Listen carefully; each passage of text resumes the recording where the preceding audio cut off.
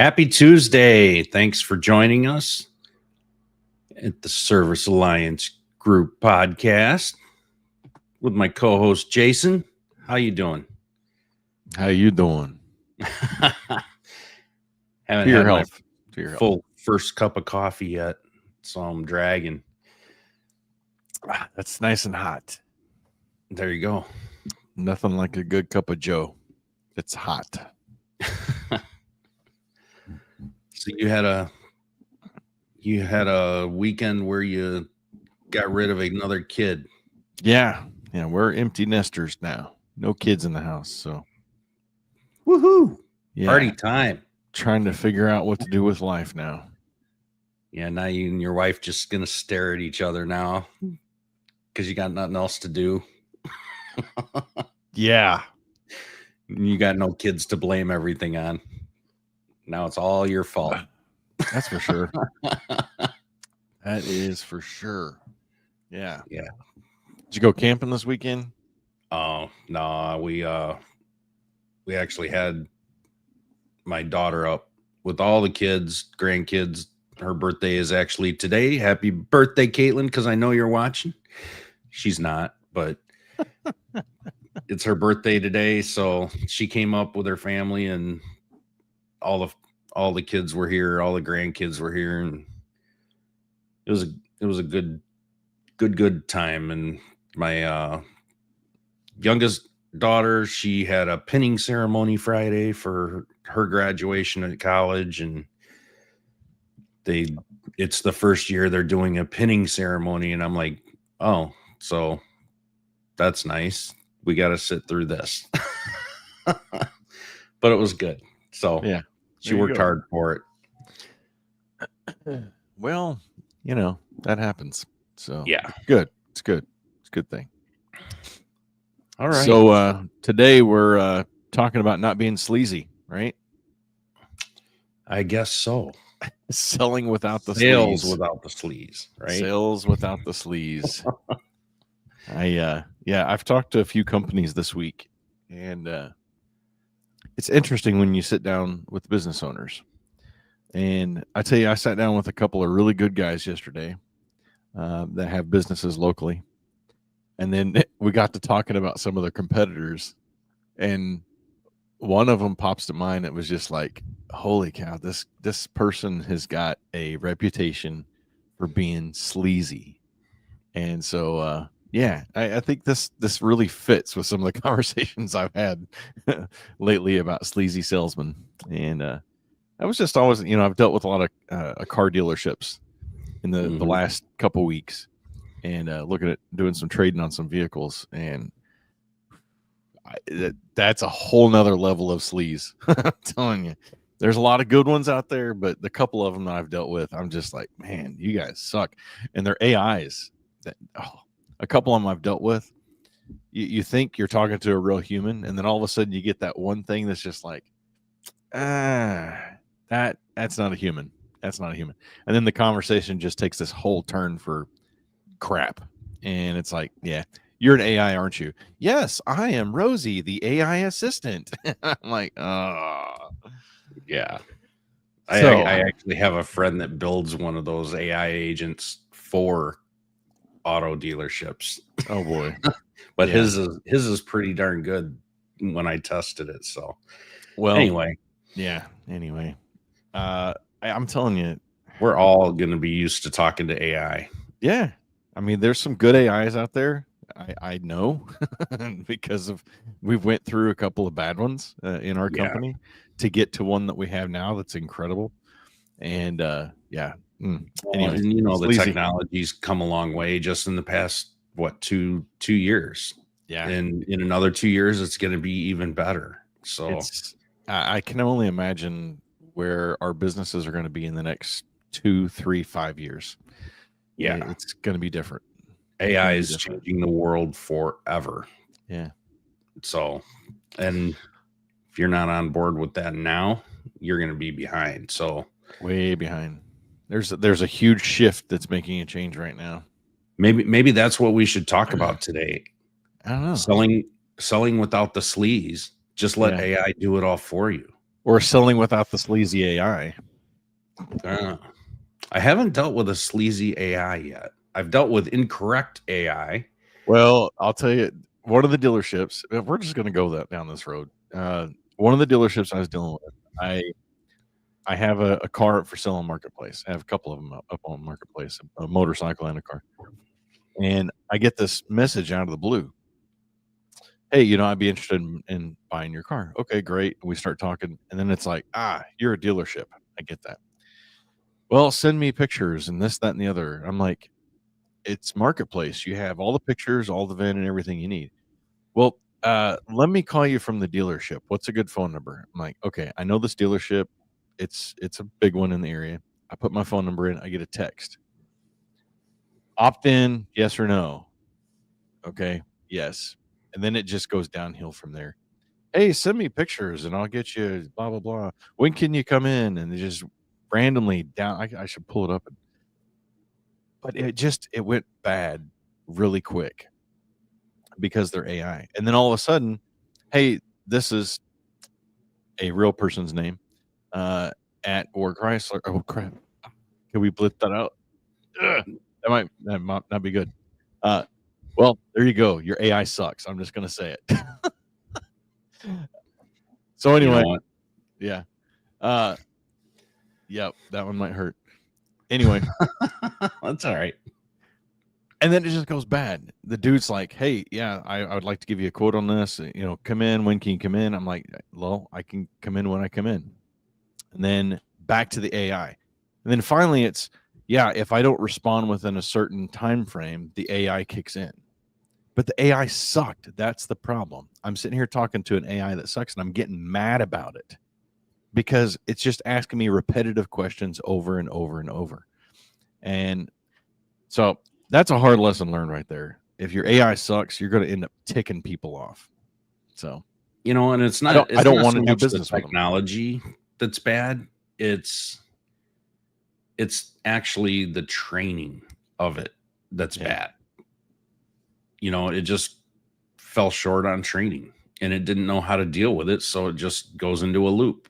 And it reverts back to what it knows. It's a really bad loop because there's been a person gets on it, and then a human, or then the AI, then a person, then AI. It's not consistent. And it really did tick me off. And I've ignored their messages now. I'm like, man, I don't want to do business with you guys. Like, you guys have just really upset me. So anyway, yeah. Oops. Yeah, I think anyone that's going into the AI space and implementing things like that for any kind of sales funnel or to pick up things like that, I think it'll get better, and I think you have to start somewhere. The biggest thing is you got to give them credit for at least trying something. And anything you implement is not going to be the best out of the box. True. But I dealt with another dealership down the road from me. I'm not going to say their name. I could say their name because it was actually a good interaction with their AI. And it is, I gotta be careful. You're gonna have to go back and edit and flip that part out.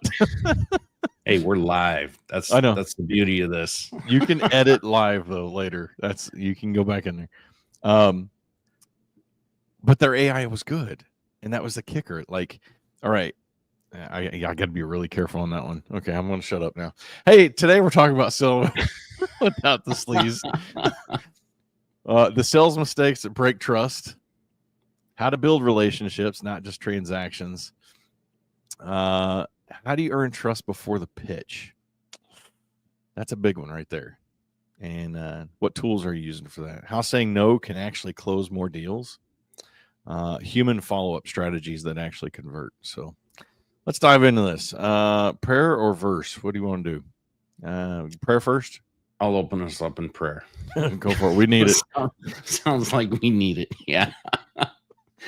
Dear Heavenly Father, thank you, Lord, for allowing us to get together and laugh and joke about ourselves and make these mistakes. We all make mistakes.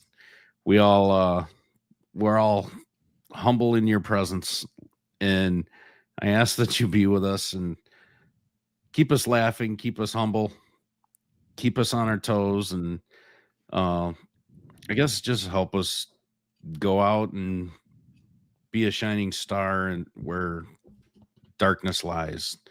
It's in heavenly name of Jesus I pray. Amen. You're a shining All star, right. no matter who you are. It's a good song. And then immediately after you say that, I'm like, dun, dun, dun, dun, dun, dun. Yeah. May 4th. Hey, scripture. Let's go with Proverbs 10:9. Whoever walks with integrity walks securely, but whoever takes crooked paths will be found out. Trust is the foundation of secure business. That's a good one. I think the other scripture was good too. 2 Corinthians 8:21. For we are taking pains to do what is right, not only in the eyes of the Lord, but also in the eyes of man. So honesty in every interaction matters. It really goes along with what we're talking about today. Definitely does. So anyway, selling without the sleaze. Why do I immediately go to car salesman? I mean, it's I don't know, but I get it in the contracting world too. I'm sure you talk with people all the time about it. Oh yeah. I've had some really. In the home service industry, we do have the sleaze, just like the used car salesman. But it's these fake lead gen companies. I hate these, and I deal with it all the time, and my clients deal with it all the time. Yep. So like they're the sleazy car salesman of our industry, right? Yeah. So, they're there, and they're full of crap. Yeah. I got busted one time. The first business coach that we ever had, I'll never forget who he is. If you know that move, you know who I'm talking about. But I was on a tech panel at one of the conferences we were at, and I got asked, "Hey, when you first met with and they gave you the pitch about joining this group, what were your thoughts?" And at least, like I have a very weak filter, and I said, "Well, honestly, I thought was a used car salesman." Like it literally just came out, and everybody started busting up laughing because they got it right. He came off that way, and it wasn't necessarily because of him, but it was because of the group itself and the power of that group that we changed our business a lot. But later on, he was signing books at the vendor show, and I walked to him to talk with him, and he goes, "So, I heard you think I'm a used car salesman," and I'm like, "As a matter of fact, yeah, I do. I did, still do." But anyway, it's a hard truth, Yeah. Trust killing mistakes in sales. That would be a good title of a book. Trust killing mistakes in sales. So I really would. I want to go back to this AI topic just for a quick second, just because Saul posted something that I think is really great. Mm-hmm. He says he's been working on an AI marriage counselor, but it keeps crashing when the wife admits she's wrong. Simulator. Hey, you're still in my thunder on dad jokes. Oh, come on. I know, but that one's pretty good. That was good. That was good. I love it. So what about she's got the hubby and the doghouse simulator one going on, Saul. So you're gonna have to watch out for that. Been there, done that. Yeah. Still have the doghouse. It's called the RV. Yes, but at least it's mobile. You can drive it. Yeah. So I guess some of the things you do, we're talking about sales mistakes that kill trust. So how do you know that you've lost trust with some people? One thing that you could do is you can just follow up, right? Easily follow up with some of your jobs that you've had, like maybe once a month. Just go through and just think about those jobs and think, okay, I lost this job. Why? Where did I lose trust? And I think you'll start seeing some patterns with your technicians, with you, maybe with whoever's answering your phones. Maybe it's with your marketing. I mean, trust can be lost just like that. and it could be something as simple as what you posted on Facebook. It could be as simple as, all right, you lost a friend on Facebook. Did you go through and clean up your friends list on Facebook? And maybe you accidentally got rid of somebody who got offended because of it. It wasn't something that maybe happened on purpose, but maybe it was just something that happened. And because of that, they lost trust in you. They thought, oh, well, that's a great example. You know, people, they get ticked off all the time. Oh, he unfriended me on Facebook. Okay, maybe it was an accident, you know, but they lose trust in you or your company because you defriended them. But probably not. Yeah. Not speaking from, experience. I think overpromising is another big one, especially in my world, with the electrical contracting world, period. You get that a lot of overpromising, under delivering instead of over delivering and under promising. And that's a big one to me. So what about you? Any thoughts? I used to work for, the collision industry, and we did a lot of work for insurance companies. Every shop out there wants to do work for various insurance companies. Mm-hmm. And it was like our third party warranty type thing. You get the referral, do the job. But one of the insurance companies, and it's one of the biggest ones in the nation, I actually ended up going to work for them for a few years, and before I just finally got out of it totally. But that insurance company, with all the shops that were on their programs, they had this third party company that they had contracted, and they would actually call the customer after the repairs were done. And it was a basic survey, and it was a customer satisfaction survey, and all of those shops were rated based on the feedback, and it was completely random. There was no rhyme or reason why they called a specific customer. It just got randomized, thrown in a pool, and they got sent the information to call that customer. And sometimes they would talk to the person who dealt with the repair, and some people, they'd talk to the wife, where the repair shop dealt with the husband, right? Yeah. And you'd get some mixed feedback, and sometimes some communication. Nothing's perfect, but if you had some kind of like survey system like that, you got some really good feedback.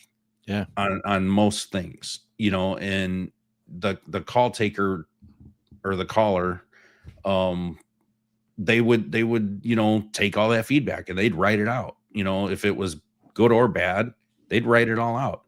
So you got some really good feedback, because you can't fix what's broke. Yeah. If you don't know it's broke. So a lot of times, if you're at the biggest thing is, especially this goes in with your reviews, if you're asking for that feedback, you can't be offended when you get it. Yep. And that feedback could be on your sales. It would be really good to ask customers, hey, how did I do at the beginning? When we first started talking. Yep. How can I improve that? And I think that could go a long way, asking for feedback on that. A complaint is a gift. There's a book by Janelle Barlow called A Complaint is a Gift. I don't have it on this shelf. It's probably over there on Shayna's. But if you haven't got that or read that or just thumbed through it or get the Cliff Notes version or Dummies version, whatever it's called, it reframes customer complaints as valuable opportunities for business growth is kind of like the nutshell of it. Good book. And I think you're preaching really good here.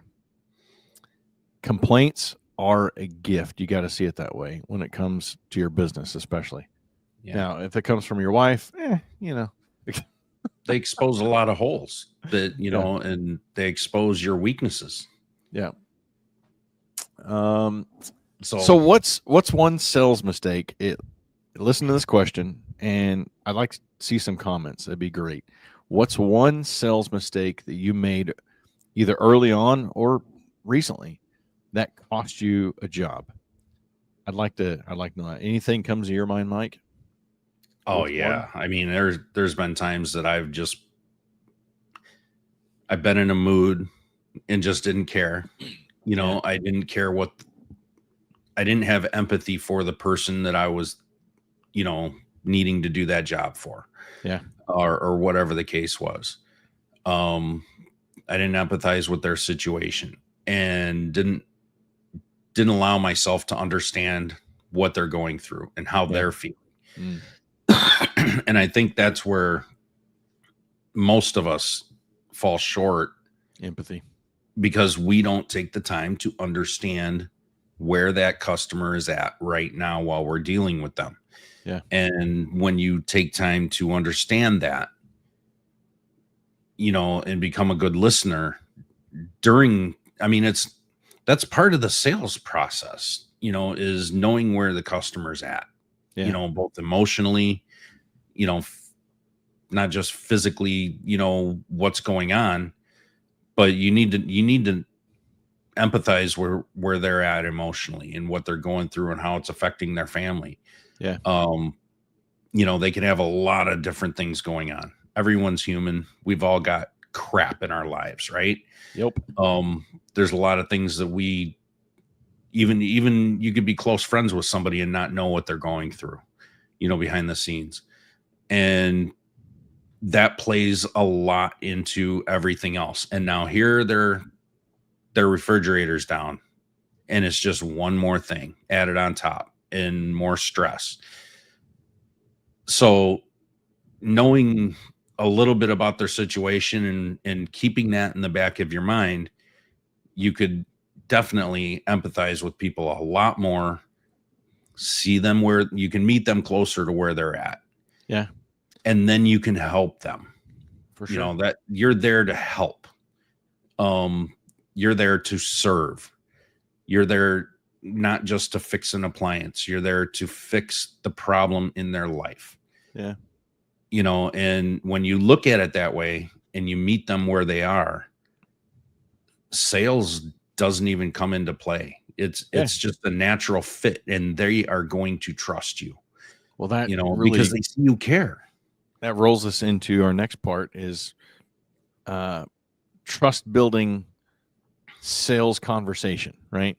What does that sound like in real life? Don't sound like a robot, right? You want to sound like a human. So ditch the script. Scripts are great to learn and to get you to a point where you can actually have a conversation. We've talked about this before, and it's been a long time since we talked about it, so I think it's a good one. 2004, I have, and I still used it up until the day we shut down our business. It was on my work order. On one side of it had a bunch of questions, and I eventually I put a line in it. Here's above the line, below the line, questions I wanted to ask while I was just getting to know what's going on, and then there's questions that I wanted to get filled out a little bit later. And it was one of those that I usually would take an easily 10-15 minutes at the beginning of every call just to get to know the people, just to figure out what's going on. It's like a doctor. You go into a doctor, what do? They have certain questions they want to ask you, right? Do they break out this what's been going on, Mike, and then listen to you? No, they've got it down, right? They've been doing it for so long. So scripting is good, but get to a point where you don't have to have a piece of paper. I remember when I first started with this, those of you who've heard this story before, I took those questions and I had a translucent blue clipboard. I still remember it today. And I taped it to the inside of that translucent blue clipboard so I could actually read what I needed to say to the people. Hey, what's been going on? And they would tell me. And then I ask more questions. How long has this problem been going on? During my assessment, if I find anything you can search, I'd bring it to your attention, so on and so forth. But there was one problem with that. I didn't take notes. And so I'd have to consistently go back. And then it just hit me one day. I'm going to use this as a work order. And this is my script. And I'm going to, hey, as I'm going along here, I'm going to take some notes. Is that okay? And I flipped to the outside and I started taking notes because they saw that I cared enough to actually take notes like the doctor did, right? And it just became part of my routine. It's on the back of my work order now. So it's an easy conversation. Hey, what's been going on? And I would take notes. How long has this been going on? I would take notes. Has anybody else looked at this for you? Right. And it just became this really easy conversation of taking notes like a doctor or somebody who actually is, wanting to find out what's going on. So ditch the script or at least loosen your grip on it. Right. Yeah, absolutely. I totally agree with that. If you're not taking the time to build rapport with every single customer, whether you want to or not, even the ones that you're like, yeah, I just want to fix your stuff and get out of here. Yeah. We've all dealt with those people.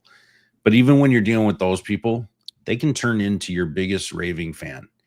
And you don't know who that raving fan is going to be.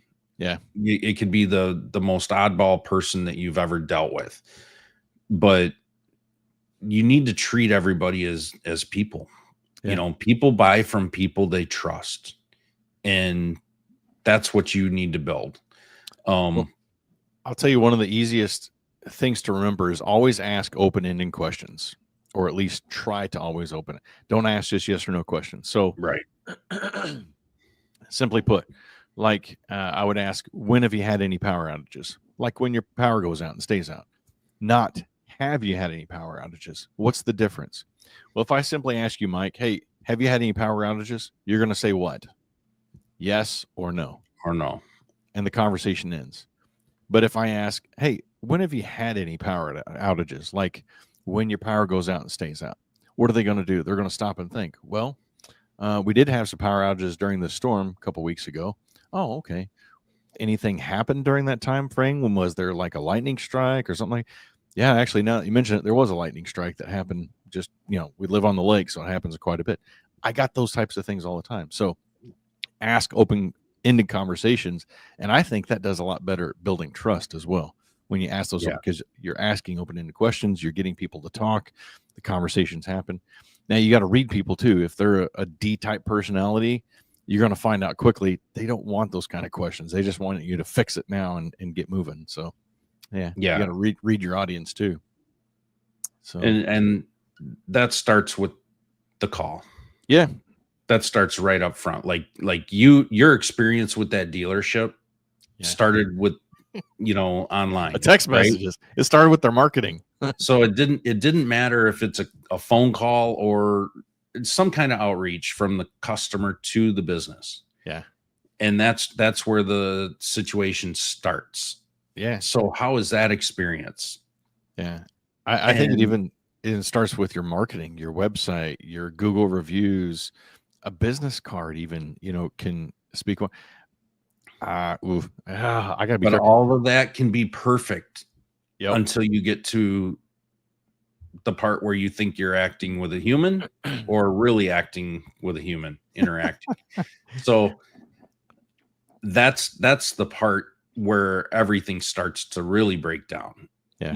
Even if all the other pre-online stuff presents your building looks great, your trucks are wrapped and they look great, and you've got the nice presence, but then when they interact with you, it's like, oh man, I would not do business with these people.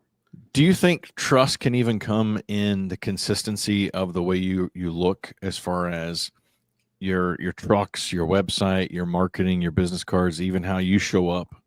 Oh, I absolutely do. Yeah. Somebody walking in and just really ripped up jeans or, a crappy t-shirt, they just don't care, or their hair is just super long and messed up, and frizzy and, whatever the case may be. I went and met with a couple of contractors locally to talk about Mom yesterday. And on my way, I started to leave and I looked down and I had jeans that had they got like rips or like some holes in them, but it's done on purpose. I bought them like that. And literally my thought was, that might not look good. And I turned around and came home and changed and put jeans on that didn't have any holes or rips, even though they were not designer, they came from like JCPenney or something like that, but they are designed that way and made that way. You couldn't see any skin or anything. It literally was just the way they were made, you know? But even something as simple as that, you got to remember that can be a sign of lack of trust, right? Well, this guy's showing up in holy jeans. I think, and it goes along with your messaging, your vehicles. If you go across My Office Help on all social media platforms, on our website, the look is consistent. The cover photo is similar. The profile photo is similar. We have consistent messaging. We have consistent. Our vehicle is even wrapped to look the same. You know, it was the same with my electrical business. So, does your site look outdated? You definitely need to get with Mike on that one. I'd say we get a lot of compliments on our website now, thanks to Mike. Yeah, when we read at our website, we get a lot of people say, oh, I really liked your website. It's got a lot of good information. So, You know, they say first impressions matter, right? they do, 100%.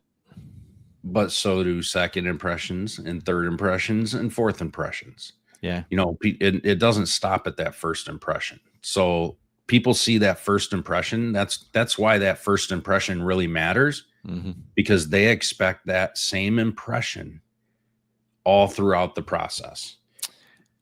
Every single interaction, they expect that same exact impression.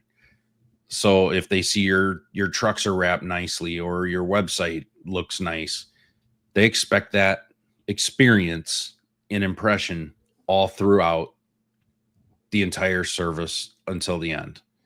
And even after the end, you know, if you're not following up with customers after the repair, follow-up is huge. Yeah, showing them that you care. It doesn't, sales does not stop at the beginning of the repair process. You know, once you sell the job, it does not stop there. And I think that's a common misconception.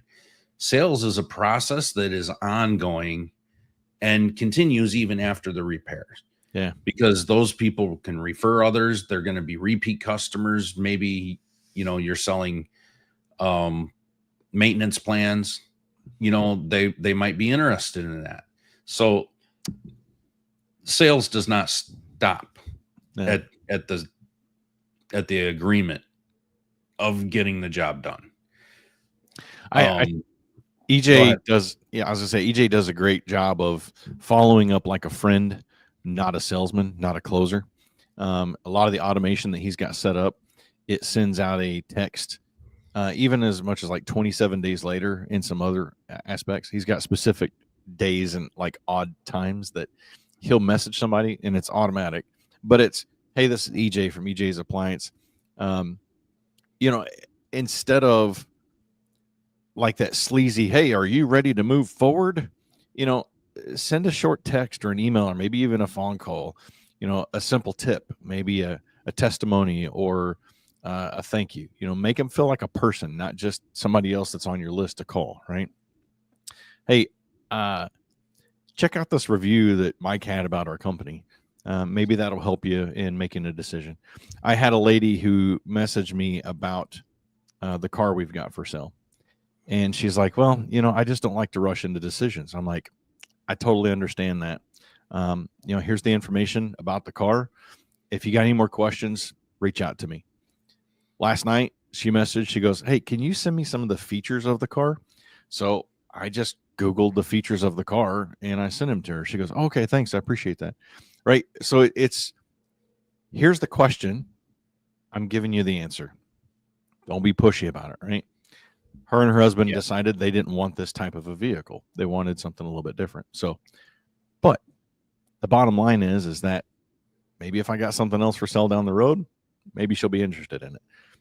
I think a lot of used car salesmen could really find that handy. So follow up like a friend, not a closer. I want to hit this one up before we go, because sometimes you got to know when to walk away. Yeah. If you're not the right fit for the job, then just say it. I literally had walked away from many jobs in my time because I think in some cases the honesty actually built more credibility. Hey, you know, my company, not the right fit for this job. Don't leave them hanging. However, this company right here, I think they're going to be a great fit for this job. And sometimes it was just a bigger. I didn't do big commercial industrial stuff. I would do commercial jobs like, offices and stuff like that. But there's a couple times that the job was just too big for me. Or, I'm trying to think of big generator jobs. I would do home generators up to like 25 kW. But anything over that, I got into one that was a municipal one. Local municipality called me. I went out there because the guy who was in charge of it was actually one of my own home protection plan members at his house. So he called me to this municipality. Hey, we're wanting to get a generator. Okay. After I did my numbers, I'm like, yeah, this is a little bit bigger job than what I typically do. However, here's a company I would recommend. They'll take care of you just as good, if not better, than I would as far as this generator is concerned. That actually built more credibility. Oh, that's cool. I ended up getting more jobs with the people in that office building because it was, you specialize in this, not this. Totally get it. Thanks. I'll refer you whenever time comes. Right. So if I were in your shoes, great line to use. If I were in your shoes, I'd want to know all my options, including ones maybe that you don't offer. Right. Having that book of referrals. Right. Hey, I was outside. I noticed you got some spots in your roof. I know a couple of great roofers. Here's a couple of guys I would recommend calling. I'd trust them with my own house.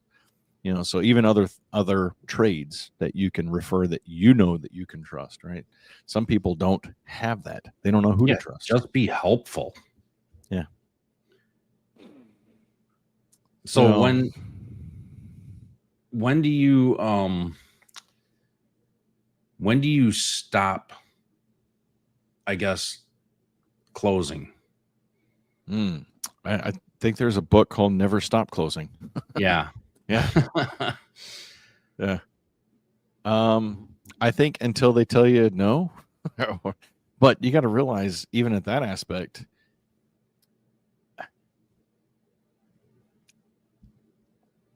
it may be a no today, but in the future, they're going to remember you, especially if you treated them with respect. Yeah.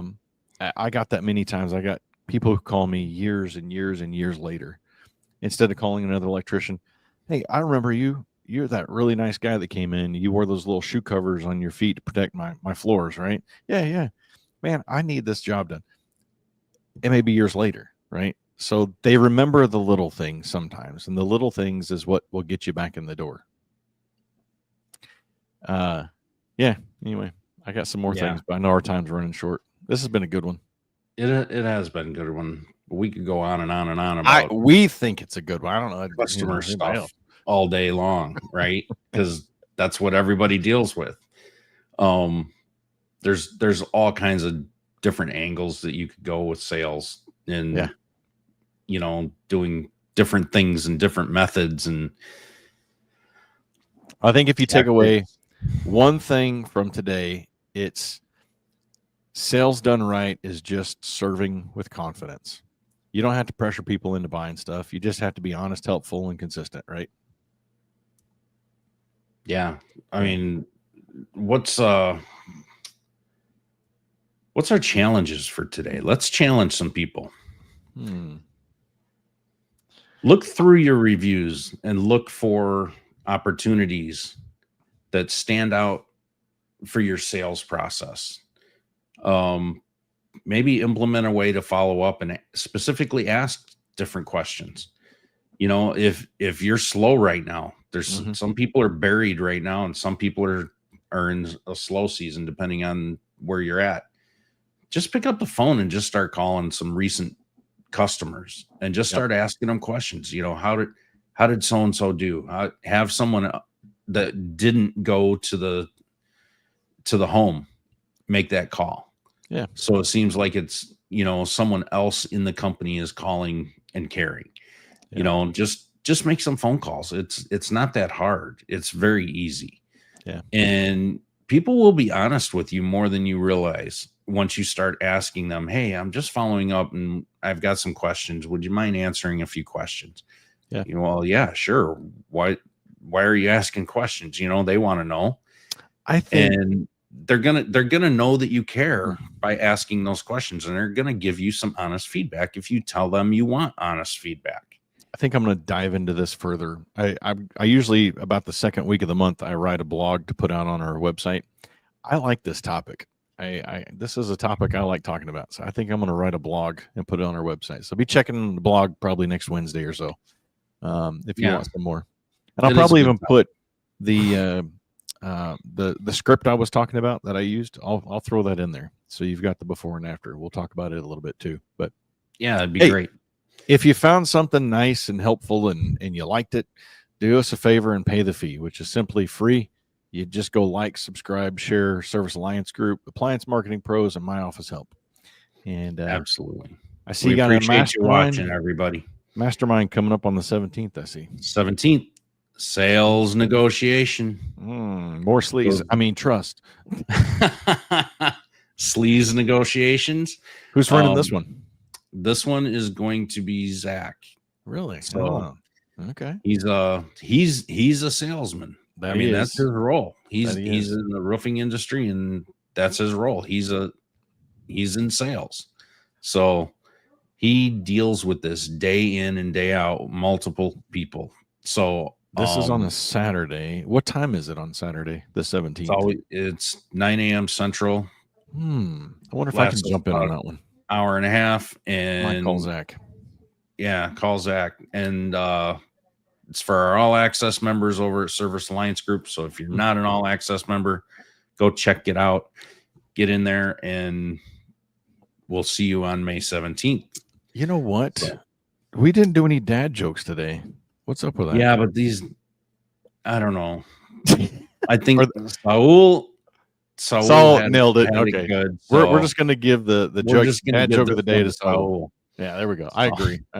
I don't think we're going to do any better. All right. Have a good week. All right, everybody. Thanks for watching. We'll see you next week. Thanks for tuning in to the Service Alliance Group podcast. Make sure you visit our website at servicealliancegroup.com for home service business resources.